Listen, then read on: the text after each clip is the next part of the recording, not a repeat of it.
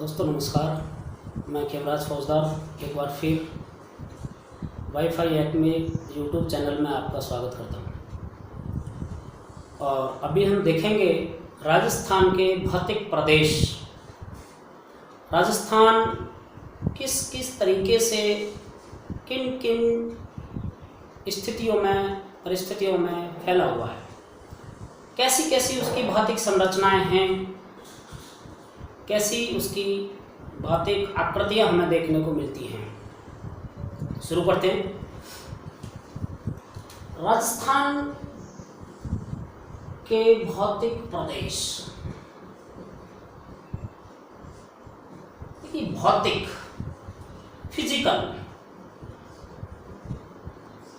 Physical जो part है, इसका अर्थ है कि उसकी शारीरिक संरचना कैसी है। जैसे कि हमारे शरीर की संरचना होती है हाथ, पैर, आँख, नाक, मुंह, इसी प्रकार से किसी प्रदेश की भी अपनी एक संरचना होती है, जिसको हम कह सकते हैं पहाड़, पर्वत, श्रृंखला, नदी, झील, झरने, तालाब, मरुस्थल, घाटियाँ, ग्लेशियर इत्यादि। तो एक तो शब्द है भौतिक और एक शब्द है भूतत्व। भूतत्व, ये दो शब्द हैं। मैं आपको बड़ी गहराई से ये बात समझा रहा हूँ, क्योंकि आप एक जिम्मेदार चैनल पर पढ़ रहे हैं तो आपको बहुत अच्छा मटेरियल यहाँ से मिलना चाहिए। भूतत्व का मतलब है भू यानी पृथ्वी, जिससे बनी है वह मटेरियल,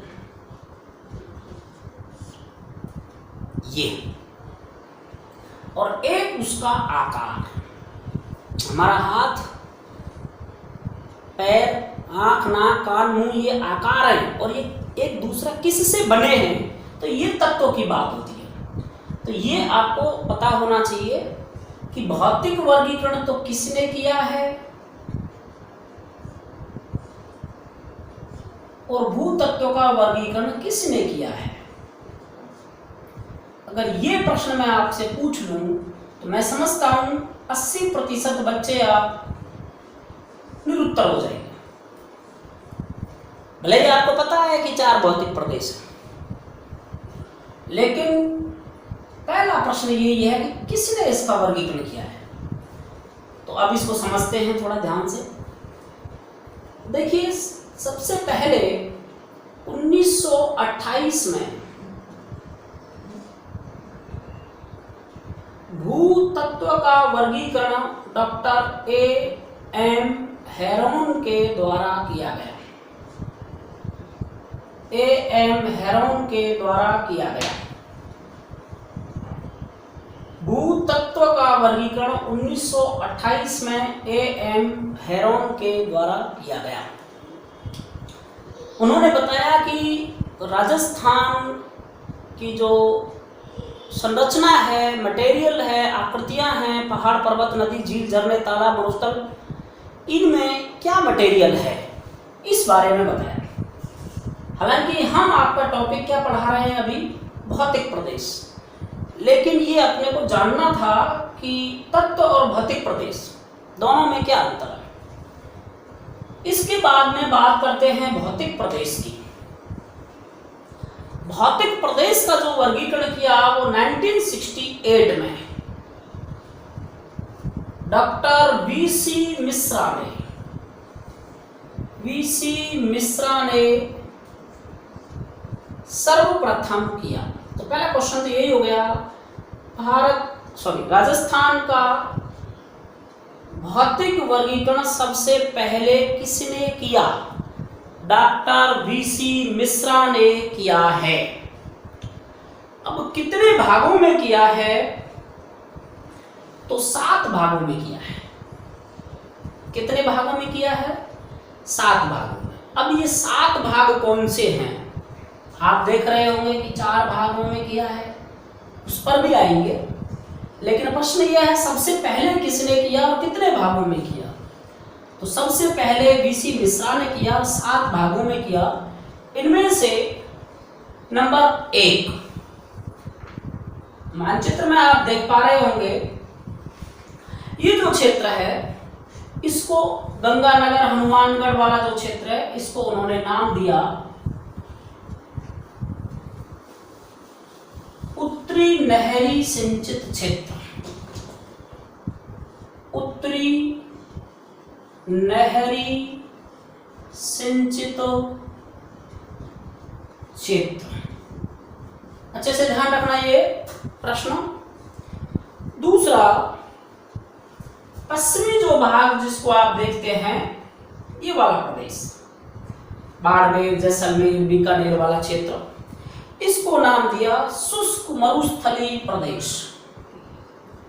शुष्क मरुस्थलीय प्रदेश। इसके बाद तीसरा भाग जिसमें हम कुछ जोधपुर का भाग, कुछ भाग आपका जालोर, सिरोही का कुछ पार्ट है, पाली है, इसके अलावा नागौर है या सीकर झुंझुनू वाला जो पार्ट, इसमें अगर अपन देखते हैं ये आपका तीसरा पार्ट होता है। इसको अर्ध शुष्क प्रदेश कहा है। अर्ध शुष्क प्रदेश कहा है। अर्ध शुष्क मरुस्थलीय प्रदेश कहा है। उसके बाद चौथा पार्ट उन्होंने जो आप पढ़ते हैं अरावली,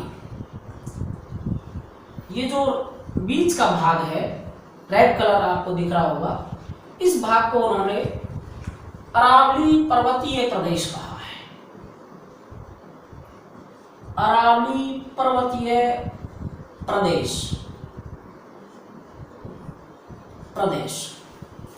उसके बाद ये पूर्वी जो भाग है, यहाँ पर भरतपुर, अलवर, धौलपुर वाला क्षेत्र, इस भाग को उन्होंने कहा पूर्वी औद्योगिक प्रदेश। उसके बाद नेक्स्ट ये दक्षिणी प्रदेश है जिसमें बांसवाड़ा है, डूंगरपुर है, प्रतापगढ़ है, उदयपुर है, इनको शामिल करते हैं। तो इस पार्ट को कहा गया है दक्षिणी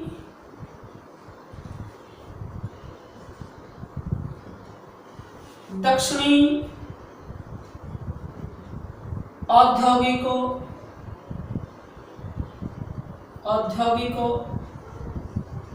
कृषि प्रदेश। और सातवां प्रदेश बांटा है दक्षिणी पूर्वी चंबल प्रदेश। दक्षिणी पूर्वी चंबल प्रदेश 5, 6 और 7।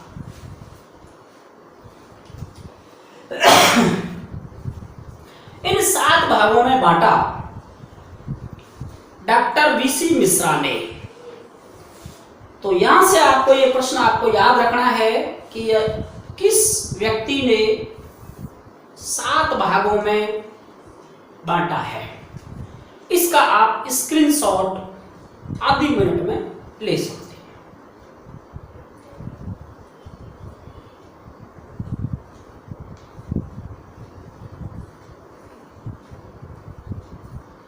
चलते हैं आगे।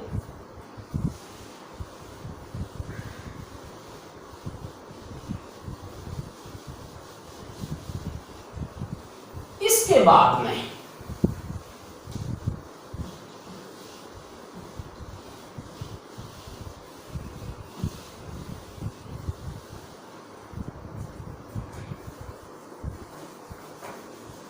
राजस्थान का अगला वर्गीकरण किया है डॉक्टर रामलोचन सिंह ने। रामलोचन सिंह ने राजस्थान को मुख्यतः 2 भागों में बांटा। 1971 में डॉक्टर रामलोचन सिंह RL सिंह के द्वारा राजस्थान के 2 मुख्य भाग किए गए। इसमें एक नंबर रखा उन्होंने मरुस्थली भाग और 2 नंबर रखा पूर्वी मैदानी भाग। इन 2 भागों को इन्होंने 4 उपभागों में बांटा। 2 भागों को 4 उपभागों में बांटा और इन 4 उपभागों को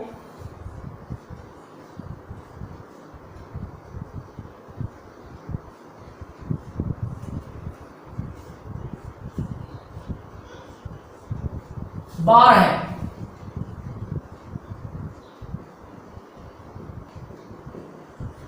गौण भागों में। आपको इतना ही याद रखना है कि रामलोचन सिंह ने राजस्थान को मुख्यतः कितने भागों में बांटा? मुख्यतः 2 भागों में। कुल कितने भागों में बांटा? 12 भागों में। या कितने उपभागों में बांटा? 4 उपभागों में। कितने गौण भागों में बांटा? तो 12 गौण भाग। इस प्रकार से ये वर्गीकरण आपको समझ आ रहा। इसके बाद में फिर बात करते हैं हम सामान्य वर्गीकरण की। ये व्यक्ति के अनुसार वर्गीकरण था।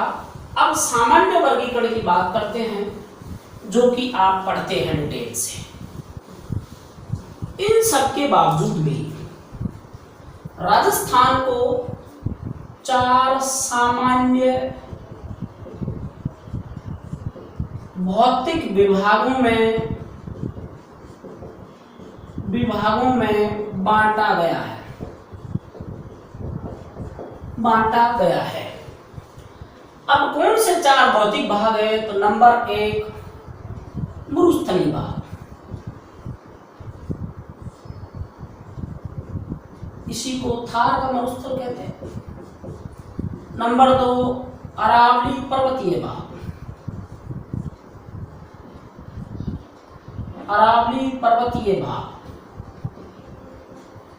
नंबर 3 पूर्वी मैदानी भाग,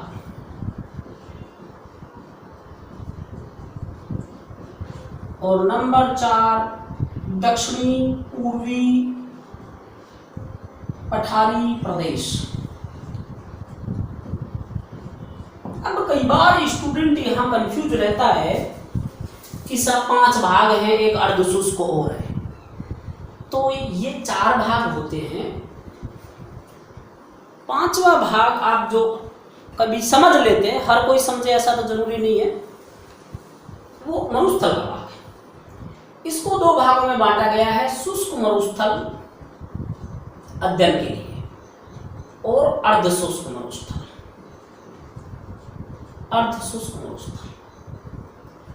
इसको हाड़ौती के पठार के नाम से भी जानते हैं।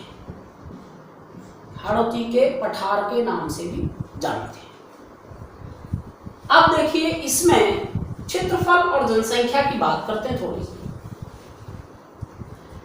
यह राजस्थान के जो 61.11% भाग को घेरे हुए है। 61.11 इस पर 40% जनसंख्या राजस्थान की निवास करती है। राजस्थान का क्षेत्रफल 3,42,239 वर्ग किलोमीटर है। यदि वर्गमील में पूछा जाए तो 1,32,139 राउंड फिगर में 40 पड़ते हैं है वर्गमील। 1,32,139 या 1,32,140 वर्गमील। इसमें से 61.11% भाग पर मरुस्थल है, 40% जनसंख्या यहां पर है। अरावली जो प्रदेश है वह 9%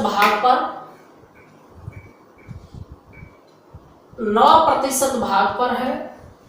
यहां 10% जनसंख्या निवास करती है। पूर्वी मैदानी क्षेत्र है, यह 23% भाग पर फैला हुआ है। यहाँ 39% जनसंख्या निवास करती है।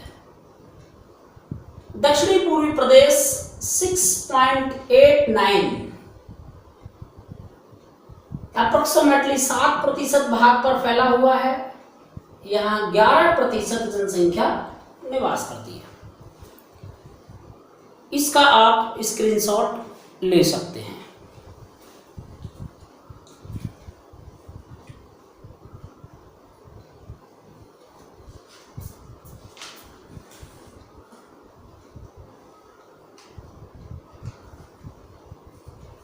नेक्स्ट बात करते हैं आगे। अब देखिए इनकी बात कर लेते हैं। तो मरुस्थलीय भाग, पहला पार्ट आता है आपका मरुस्थलीय भाग। ये मरुस्थलीय भाग अरावली के पश्चिम में इस तरीके से 50 सेंटीमीटर वर्षा रेखा निकलती है। 50 सेंटीमीटर वर्षा रेखा। कई बार एग्जाम में 40 सेंटीमीटर वर्षा रेखा का ऑप्शन भी होता है, तो जो ऑप्शन होगा उसको करेंगे। दूसरी बात, इसका यूनिट भी चेंज किया जा सकता है 500 mm, क्योंकि 1 सेंटीमीटर में 10 mm होते हैं। तो 500 mm वर्षा रेखा के पश्चिम में मरुस्थलीय भाग है, जिसको हम भारतीय महामरुस्थल कहते हैं या थार का मरुस्थल कहा जाता है। इसको 2 भागों में बांटा गया है, मैंने अभी बताया आपको, शुष्क मरुस्थल और अर्ध शुष्क मरुस्थल। अर्थात ऐसा मरुस्थलीय भाग जो बहुत ज्यादा सूखा है उसको शुष्क मरुस्थल कहते हैं। तो यह 25 सेंटीमीटर वर्षा रेखा द्वारा इंगित होता है। 25 सेंटीमीटर या 250 mm। इस तरीके से 25 सेंटीमीटर वर्षा रेखा निकलती है। इस 25 सेंटीमीटर वर्षा रेखा के पश्चिम में, इस रेखा के पश्चिम में शुष्क मरुस्थल है और इसके पूर्व में और अरावली के पश्चिम में ये अर्ध शुष्क मरुस्थल है। अब इनकी विशेषताएं हम पढ़ते हैं कि इनकी क्या विशेषताएं पाई जाती हैं। इसके बाद अगला जो भाग है अरावली पर्वतीय भाग। तो ये अरावली पर्वतीय भाग इस तरीके से फैला हुआ है। इसकी चौड़ाई दक्षिण में ज्यादा है, उत्तर में कम है और मध्य में बहुत ज्यादा कम है। फिर हाड़ौती की बात करते हैं तो ये हाड़ौती प्रदेश आता है। अर्थात 50 सेंटीमीटर से लेकर के 70 सेंटीमीटर के बीच में अरावली पर्वतीय प्रदेश है और 70 से 90 के बीच में पूर्वी मैदानी प्रदेश है और 90 सेंटीमीटर से अधिक में हाड़ौती प्रदेश है। केवल गुरु शिखर को छोड़ करके, सिरोही को छोड़ करके राजस्थान में कहीं भी 100 सेंटीमीटर से ज्यादा वर्षा नहीं होती है। अब हम बात करेंगे पहले, सबसे पहले मरुस्थलीय भाग की, मरुस्थलीय प्रदेश की।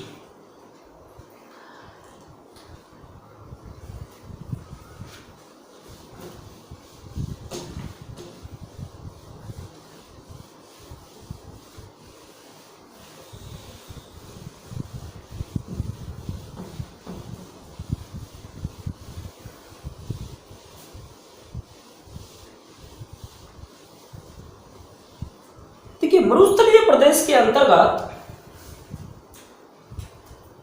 मरुस्थल यदि हम बात करें तो मरुस्थल शब्द क्या है। पहली बात, मरुस्थल शब्द का अर्थ होता है विपरीत परिस्थिति वाला स्थान। परिस्थिति वाला स्थान। अब इस मरुस्थल में कौन कौन से जिले आते हैं, तो इसमें 12 जिले आते हैं। इन 12 जिलों के अंतर्गत हम ये देख सकते हैं कि कौन कौन से 12 जिले हैं। मानचित्र में देखें थोड़ा।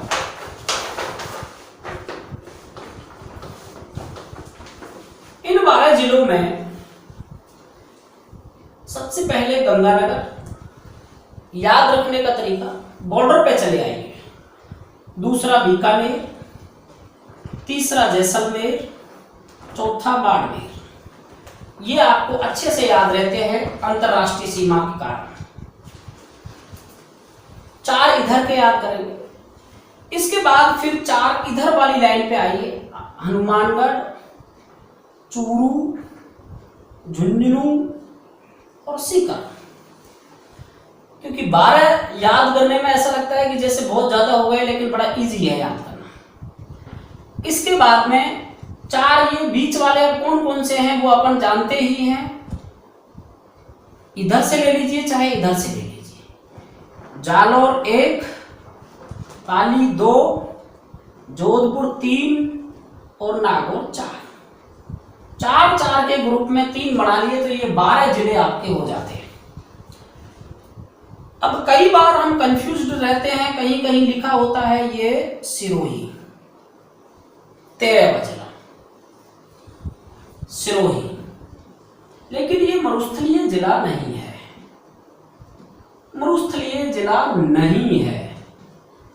अब परेशानी ये है कि क्यों नहीं है, कहीं जो बताते हैं वो क्यों बताते हैं। मरुस्थलीय होने का पूरा कारण देखिए। मरुस्थल जो उत्पन्न हुआ उसकी बेसिक पॉइंट अपन देखें तो वो प्लीस्टोसीन काल में हुआ। प्लीस्टोसीन काल में मरुस्थल का निर्माण हुआ। 1 नंबर बात। 2 नंबर बात यह है कि प्लीस्टोसीन काल से पहले यहां पर एक टैथिस सागर था और इस टैथिस सागर में उथल पुथल के कारण यहां संरचना जो वन की थी वो नीचे चली गई और ऊपर जो है अविकसित मृदा आई और अविकसित मृदा के कारण यहां मरुस्थल बना। सिरोही हमारा पर्वतीय भाग है। पर्वतीय भाग है और इसमें गुरु शिखर आप अच्छे से पढ़ते हैं। और ये जो भाग है वो अरावली का भाग है और अरावली की सबसे ऊंची चोटी भी है 1722 मीटर। ये बना है प्री कैम्ब्रियन युग में। प्री कैम्ब्रियन युग में और प्लीस्टोसीन काल में कितना अंतर हो गया। तो प्री कैम्ब्रियन युग बहुत पहले हो चुका, तो उस समय यहां मरुस्थल नहीं था, पर्वतीय भाग था। परंतु फिर भी आज जो हम पढ़ते हैं कहीं पर, उसका कारण यह है कि मरुस्थल का विस्तार हो रहा है। मरुस्थल का हवाओं के कारण विस्तार हो रहा है, तो वह रेत हवाओं से उड़ के और क्या करता है, पूर्व की ओर आता है। पश्चिम से हवाएं चलती है और पूर्व की ओर आता है। अब सिरोही में पर्वत है, तो जब तक पर्वत नहीं आ जाता है तब तक वहां तक रेत जम जाता है। इस कारण से रेत का विस्तार पाया जाता है सिरोही में। तो रेत जम जाने से तो वह मरुस्थलीय नहीं हो गया, उसके थोड़ा सा खुदाई करेंगे तो नीचे वही पर्वतीय श्रृंखलाएं निकलेंगी। इसलिए मुख्यतः 12 भाग मरुस्थल में आते हैं। इसके बाद चलते हैं मरुस्थल के टाइप की बात करते हैं। मरुस्थल 3 प्रकार का होता है। मैंने आपको बताया कि मरुस्थल का अर्थ होता है विपरीत परिस्थिति वाला स्थान। मूल रूप से मरुस्थल 2 प्रकार प्रकार का होता है, ठंडा मरुस्थल और गर्म मरुस्थल। ठंडा मरुस्थल ऐसा भाग जिसको हम बर्फीला प्रदेश कहते हैं, वो भी मरुस्थल ही है। और गर्म मरुस्थल जहां रेत पाया जाता है। रेतीला मरुस्थल 3 प्रकार का पाया जाता है, इर्ग, रैग और तीसरा है हम्मादा। इर्ग मरुस्थल ऐसा मरुस्थल जो पूर्णतः रेत से बना हुआ है, पूरी तरह रेत से बना है। रैग का मतलब है ऐसा मरुस्थल जिसमें रेत प्लस कंकड़ पत्थर पाए जाते हैं। और हम्मादा का अर्थ है जहां पथरीली चट्टान पाई जाती है, पथरीला मरुस्थल पाया जाता है, उसे हम्मादा कहते हैं। भारतीय अंतरराष्ट्रीय सीमा जो रेड क्लिफ सीमा है राजस्थान की, इसके सहारे सहारे जैसलमेर बाड़मेर में सीमा के सहारे सहारे जो भाग है वो है आपका इर्ग मरुस्थल, रेतीला मरुस्थल। दूसरा है रैग मरुस्थल। रैग मरुस्थल में रेत प्लस कंकड़ पत्थर। तो इसमें देखिए नागौर, बीकानेर, जोधपुर, गंगानगर का कुछ भाग आता है। यहां पर CaCO3 होने के कारण इसमें रेत और कंकड़ पाया जाता है, यानी इसमें चूना के कण पाए जाते हैं और उस चूने के कारण इसमें कंकड़ बन जाते हैं। हम्मादा अर्थात पथरीला, ये पोखरण क्षेत्र में पाया जाता है। पोखरण क्षेत्र में पाया जाता है हम्मादा मरुस्थल। ये पूरी तरह पत्थर से निर्मित होता है, अर्थात पत्थर से बना हुआ होता है, इसको हम हम्मादा कहते हैं। तो ये 3 प्रकार के मरुस्थल की बात हुई। मरुस्थल 2 प्रकार का होता है। केवल ये बात आए कि मरुस्थल कितने प्रकार का होता है, तो 2 प्रकार। गर्म मरुस्थल कितने प्रकार का होता है, तो 3 प्रकार का। हर एक प्रश्न में बारीकी होती है। अब हम बात करते हैं इस मरुस्थल की कि ये मरुस्थल कहाँ कहाँ फैला हुआ है। तो ये मरुस्थल हमारा देखिए राजस्थान, साथ में पाकिस्तान, ये गुजरात, ये राजस्थान, गुजरात, राजस्थान, हरियाणा और पंजाब, इतने बड़े क्षेत्रफल में फैला हुआ है।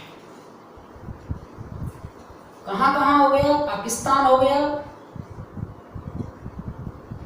राजस्थान हो गया, पंजाब हो गया और हरियाणा हो गया। इसको हम थार का मरुस्थल कहते हैं भारत में। पाकिस्तान में ये 15% फैला हुआ है, जबकि भारत में ये 85% है। देश की स्थिति के अनुसार देखें तो देश में ये 85% है भारत में, और पाकिस्तान में 15% है।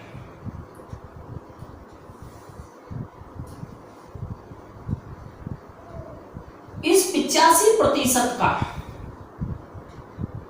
लगभग 62% मरुस्थल राजस्थान में पाया जाता है। अब कंफ्यूज होंगे 61.11 से, ये शायद मरुस्थल है। बहुत अच्छा प्रश्न है, RAS में भी पूछा हुआ है, एक बार डिलीट भी करना पड़ा उनको। राजस्थान में भारत का कितना प्रतिशत मरुस्थल है, तो 62%। और ये 62% मरुस्थल राजस्थान की भूमि के कितने प्रतिशत भाग पर है, तो 61% भाग पर है। इसलिए ये बात ध्यान रखने की है, डाटा नियरेस्ट है इसका मतलब ये नहीं है कि ये है और ये है। ये मरुस्थल है और ये धरातल है। जैसे मान के चलो ये एक क्षेत्रफल हो गया 2x2 का। अब इस पर हमने कोई वस्तु रखी, वो कितना क्षेत्रफल घेर रही है? ये वस्तु कोई एक वस्तु है जो इतना क्षेत्रफल घेर रही है, तो ये वस्तु बाकी इधर रखी हुई है। हमारे पास ये क्षेत्रफल इतना ही था, तो ये वस्तु अपने 100% आकार में से 62% भाग तो यहां पर है और इस क्षेत्रफल का ये 61.11% भाग घेरे हुए है। ये बात इसमें समझने की। तो राजस्थान में ये 61.11% भाग पर मरुस्थल का, भारत के मरुस्थल का 62% भाग फैला हुआ है। यदि इसी को हम और अगर इसका डिस्क्रिप्शन करते हैं तो उत्तर से दक्षिण में इसकी लंबाई है 640 किलोमीटर। ये मैक्सिमम लंबाई की बात कर रहे हैं। उत्तर से दक्षिण की जो लंबाई है वह 640 किलोमीटर है, जबकि मैक्सिमम पूर्व से पश्चिम की लंबाई है वह 300 किलोमीटर है। यानी कितनी लंबाई चौड़ाई? जैसे हम राजस्थान का पढ़ते हैं 826, 869, इसी प्रकार से यह मरुस्थल की लंबाई चौड़ाई है। मरुस्थल की लंबाई चौड़ाई है। यदि इसके हम अक्षांश और देशांतर की बात करें तो अक्षांशीय आधार पर लगभग ये 25 डिग्री अक्षांश से लेकर के 30 डिग्री 12 मिनट अक्षांश तक फैला हुआ है। और यदि देशांतर की बात करते हैं तो यह 69 डिग्री 30 मिनट पूर्वी देशांतर, ये उत्तरी होंगे दोनों अक्षांश में। देशांतर में पूर्वी से लेकर के 76 डिग्री 45 मिनट पूर्वी देशांतर के बीच फैला हुआ है। बहुत जबरदस्त डाटा है।